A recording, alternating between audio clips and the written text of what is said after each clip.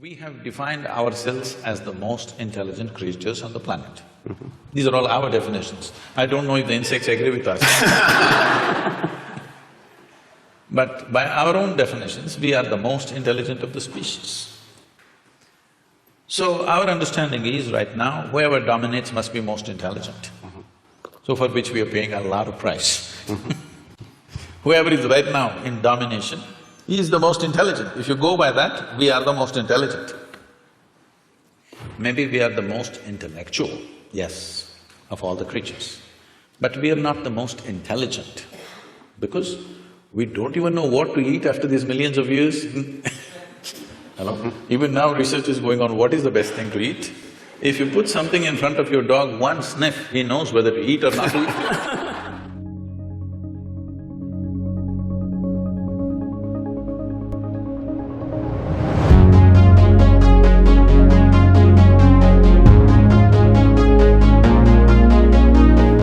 Since I have you here… I'm yours. No, thank you. Professor Sir. No.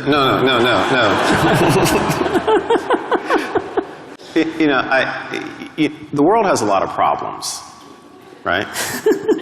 And, one of the things that we need to solve, and we were talking about some of this, just as we were sitting down there before the program started. Can I correct that question a little bit, sir? Sure. The world doesn't have too many problems, it has only one problem, human beings. Okay.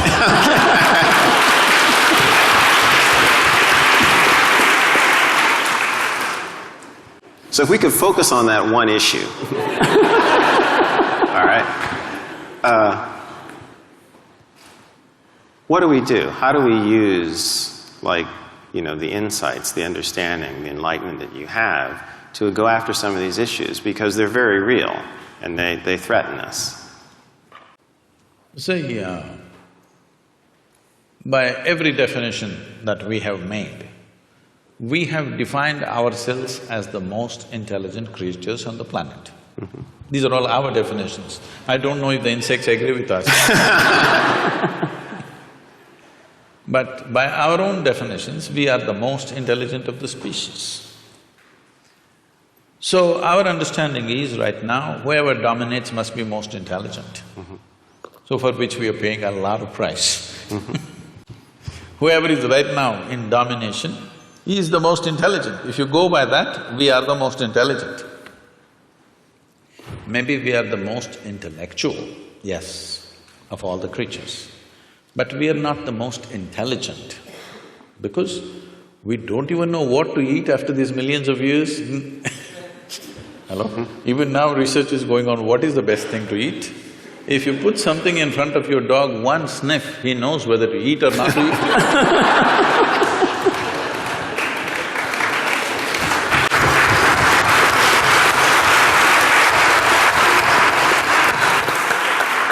So this is mainly because this is a new happening.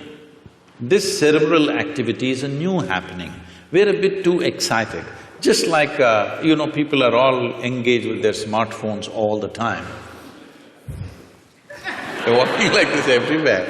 They're not looking at the sunrise, even that they look in the phone screen. They look at the whole cosmos in their phone screen. Because the instrument is new. Next generation may not even look at it, probably. Right now it's new, everybody is engaged with it and they're calling it a smartphone. Generally, someone will refer to someone else as smart when they find that person is smarter than them, right? So, unfortunately for a whole lot of people, the phone is the smartest thing about them. So, this is a new gadget. You should know more about these things if you have the right names for this. The brain? No, in the brain, this cerebral development… The cerebral cortex and… Yes. Yes. This is a new happening. So we're a little excited about this. This can boom, boom, boom, there's all those figures of blue lights flying all over the place and we're excited about those things. But fundamentally, intelligence always has been, all right? It might have found expression in the form of thought, which gave us the capability of language and many other arts and music and things. It gave us various capabilities, there's no question about that. So only a very few, very small percentage of people used it that way. Rest of the people are using their intellect just to freak the hell out of themselves. You're only handling injuries or you're also handling people going off?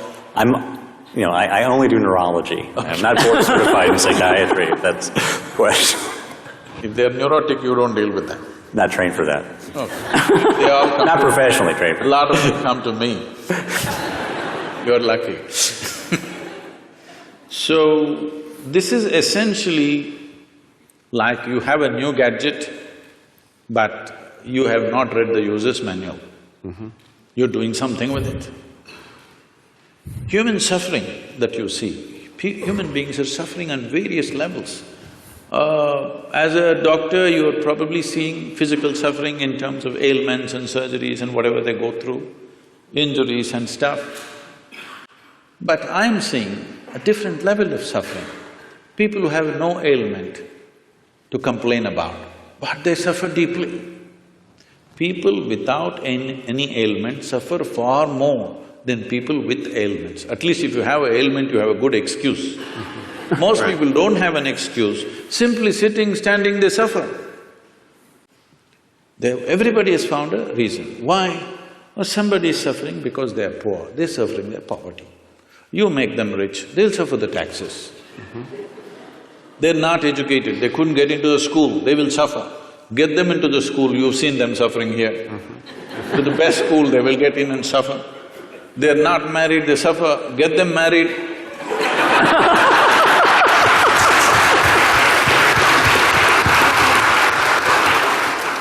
So they are not suffering their life, this is something that needs to be understood. They are not suffering their life. If you ask them what they're suffering, they're capable of suffering what happened 10 years ago. Yes or no? 10 years ago something happened, they can still suffer.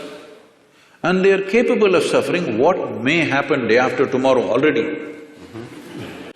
So essentially, their suffering is not about life. They are suffering two fantastic faculties that only human beings have. No other creature has such a vivid sense of memory as we have. No other creature has the kind of fantastic sense of imagination that we have. They're suffering their memory and their imagination, they're not suffering their life, isn't it? They're only suffering their memory and their imagination. If you take away a part of their brain, you definitely know which part it is. If you take out some part of their brain, whatever that part, they will all sit very peacefully, maybe even happy, I don't know. Because I find, I just met a lady a few months ago. I was in Mysore, my hometown. I just went to visit someone and I was just entering a building, a very small built old lady, maybe she's over 75. She came smiling at me so sweetly and just asked me, "How are you?" I said, "Ma'am, I'm well. How are you?" And then I went up, I never forget faces, but this is not a face that I know. Then I went up and after half an hour I came down, again she came to me with a very sweet smile and she said, "How are you?" I thought, okay, and then I said, "Okay, I'm doing well, how are you doing?" Then somebody came and said, "Poor lady, she's just lost her memory." But I said, "It seems to have done wonders to her." She's just so exuberant and joyful. So, a whole lot of people, when they lose their faculties, they become better. This is the unfortunate nature of our existence, that our capabilities have become our problems. If our incapability is our problem, that is understandable. But when our capabilities become our problem, we are heading for a disaster. Yes or no? This is a tremendous capability. This cerebral development is a tremendous capability, but now that is what we are suffering. Our fantastic sense of memory and imagination, we are suffering this. And no wonder so many people are losing their memory because Many times in their lives, consciously, unconsciously, they're wishing they could forget something. And they will forget one day. When they forget, suddenly it becomes an ailment. But they were always wishing for it. Every day, a whole lot of human beings are continuously wishing and praying, I wish I can forget this. But when they forget it, then they become a case. So, this dimension of what we are looking at is not about forgetting, it is not about reducing your thing. See, every day people are taking their own anesthesia. They call it whiskey, they call it wine, they call it their own thing. They kind of, just dull your memory, dull your imagination, simply sit there. It feels peaceful. Next day morning again, everything is back anyway, unless you have a hangover. But people have found their own ways of anesthesia. For sure. And people are using many things, of course, more advanced developments have happened in that level of anesthesia also in recent times. Right. So, essentially, whether you pray, I want to forget all these things and live happily, or you drank a glass of wine, or you doped yourself, or you're on LSD, or you put them on anesthesia, essentially they're all moving in the same direction. You're doing it for a specific purpose for a limited period of time, but they're trying to do it to their life. And one day, when they lose their memory, in a way, unfortunately, they've succeeded their intent. This is the misfortune. Because people are driving themselves towards that. People are trying to think, today in the world, people think there is something called as sanity and insanity. There's no real line there. It's a line that you manage by yourself, with your own discipline and your own perception. Is there really a line called sanity and insanity? Tell me. Is there? See now, it's like this. What you think is normal, somebody else thinks is crazy. Is it not happening all the time? Older generation thinks younger generation is crazy. Younger generation thinks old people had for sure lost their marbles. Everybody is making these judgments. One culture thinks another culture is crazy. So, it is just a line that we artificially create and manage because we know if we cross that, we will not be able to control ourselves. Even when people get angry, the term that they use is yours always, I'm getting mad, so they know it. So, they know that they've crossed their line. The line is not same for everybody. What is my line and what is somebody else's line is different places people have drawn their lines. Somebody thinks it's all right, once in a way, at least 3 times a day I shout at somebody, it's okay. If I ever shout at somebody, then I will withdraw probably for many years because such a thing cannot happen. If it happens, I've lost it. So what is your line, where is your line, is something that you have drawn. There is no existential line that this is sanity, this is insanity. There's no such thing. The question is just this, if you're in control of your mental faculties, this is called sanity. If you're not in control of your mental faculties, this is called insanity. Suppose, right now, we can make an experiment with all of them. Can we? Sure. I'll give you 10 seconds. Next 10 seconds, nobody… a simple thing, what you have to do is, you can think of anything in the universe you want. Only thing is, don't think of monkeys for the next 10 seconds. Okay? 10 seconds, no monkeys. You will count millions of only monkeys. So, our faculties are not totally in control. The question is only, how crazy are you? Okay? You are a little more crazy than me, that's about it. But there's no such thing as somebody is absolutely sane and somebody is absolutely insane. What means a lot to me looks like insanity to somebody else. Is it not happening every day? What means a world to you, somebody else thinks this is insanity. What means a world to them, you may think it's insanity.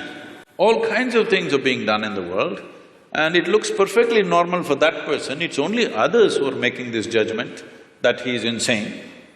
Only thing is, if what is out of control goes to a point where it causes active harm to himself or to people around him, then we are diagnosing him as totally insane. But there has to be some sort of agreement, and I'll just call it that, so that we can have a functional social structure, right? So you're saying sanity is a social thing?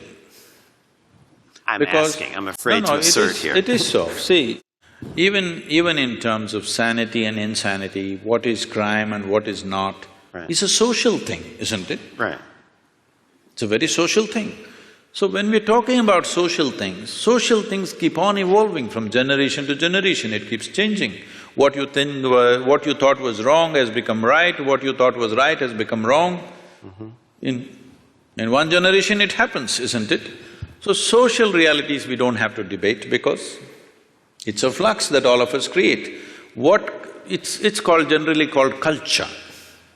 Culture is not something that dropped upon us.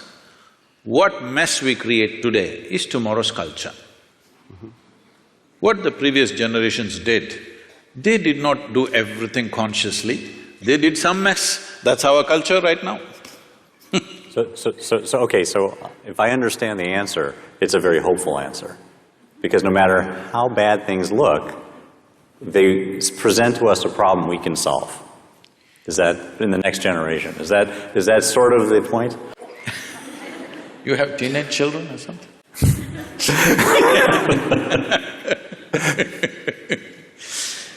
I'm not trying to define that. All I'm saying is do what you want, you cannot define this because as you said, it's a social process. Social process, today we are democratic countries, so it's decided by the majority as to what is right.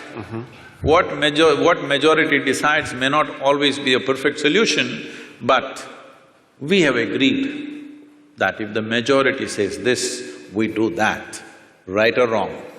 Works or doesn't work, we do just that when the majority says that, at least with certain aspects of life. With certain other aspects, we have retained the authority in some kind of experts. Let's say in anesthesiology, if you say something, maybe that's the right thing. Let's say somebody has come up just today, he passed his medical exam and he's come, if he says, he will be put through 1,000 tests, but if you say it, people will accept it simply because of a certain record and a certain reputation and whatever. But it may not always work. Reputation and records may not always work, but we are looking at largely what works. So these are all social processes. Without going into that, when we talk about anesthesia, when we talk about disengagement, or when we talk about meditativeness, this word meditation in English language has to be cleared because we've been going through that. See, the English word meditation does not say anything specific. I know it's become a popular word, but it doesn't describe anything specific. If someone sits with their eyes closed, in English language we say they're meditating. See, with eyes closed, there are many things to do.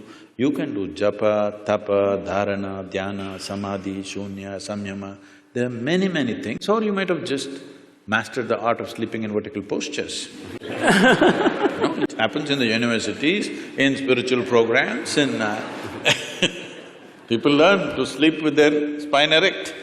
So, meditation doesn't say anything specific. Somebody is focusing on something and they think they're meditating, somebody is uttering a mantra and they think they're meditating, somebody is thinking about something and they're saying they're meditating about something. Essentially, if we translate meditation as dhyana, which is what generally, at least in India, what people believe, when we say the word meditation, people expect that you are speaking about what is called as dhyan or dhyana or dhyanam, depending upon how far south you are. If you're up in the north, it is dhyan, if you come down, it becomes dhyana. If you come to Tamil Nadu, everything becomes dhyanam. So the same word went to China and became Chan, and somewhere else it became Zen. the same word. We're expecting, when you say meditation, you're talking about dhyana. If that is so, what dhyana means is, if you sit here, there is a clear space between what is you and what is not you. In the sense, what is you and what you accumulated. Body you accumulated, content of the mind you accumulated. If there is a little separation between these two, if you can maintain that awareness, now we say you're in dhyana. So this is meditativeness. This is not something that you can ever do. If you create the right conditions, this will happen as a consequence. It is like flowers in a plant. If you go sit in your garden and do flower meditation, flowers are not going to come. If you want flowers, you need to handle the soil, manure, water, sunlight. If you do these right things, flowers will happen. Well, the soil doesn't look like a flower, manure doesn't smell like a flower, water or sunlight doesn't feel like a flower, but only if you do those things right, this will happen. If you're… right now, this whole thing has become convoluted because we have become such a goal-oriented society. That means we are interested in the consequence, we are not interested in the process.